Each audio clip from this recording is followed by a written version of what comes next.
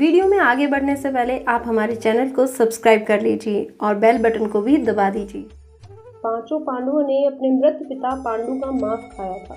उन्होंने ऐसा क्यों किया, यह जानने के लिए पहले हमें पांडवों के जन्म के बारे में जानना पड़ेगा।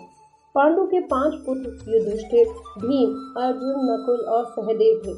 इनमें से युधिष्ठिर, भीम और अर्जुन की माता कुंती तथा नकुल और सहदेव की माता माद्री थी। पांडु इन 5 पुत्रों के पिता तो थे, पर इनका जन्म पांडु के वीर्य या संभोग से नहीं हुआ था, क्योंकि पांडु को श्राप था कि जैसे ही वो संभोग करेगा उसकी मृत्यु हो जाएगी।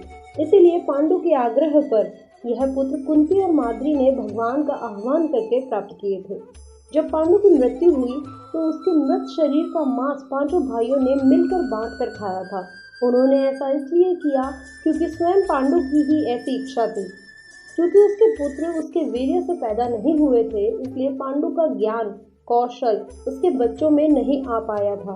इसलिए उसने अपनी मृत्यु के पूर्व ऐसा वरदान मांगा था कि उसके बच्चे उसकी मृत्यु के पश्चात उसके शरीर का मांस मिल बांट कर खाए, ताकि उसका ज्ञान बच्चों में स्थानांतरित हो जाए।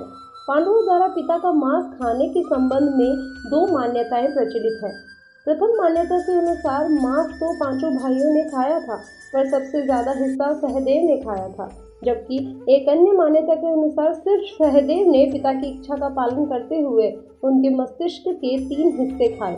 पहले टुकड़े को खाते ही सहदेव को इतिहास का ज्ञान हुआ, दूसरे टुकड़े को खाने पर वर्तमान का और तीसरे टुकड़े को खाते ही भविष्य का। यही कारण था कि सहदेव 5 भाइयों में सबसे अधिक ज्ञानी था और इससे उसे भविष्य में होने वाली घटनाओं को देखने की शक्ति भी मिलती थी। शास्त्रों के अनुसार भी श्री कृष्ण के अलावा वो एकमात्र शख्स सहदेव ही था जिसे भविष्य में होने वाले महाभारत के युद्ध के बारे में संपूर्ण बातें पता थी। श्री कृष्ण को डर था कि कहीं सहदेव यह सब बातें औरों को न बता दे, इसलिए ही श्री कृष्ण ने सहदेव को श्राप दिया था कि यदि उसने ऐसा किया तो मृत्यु हो जाएगी उसकी। वीडियो पसंद आई हो तो इसे लाइक, शेयर और सब्सक्राइब ज़रूर करें।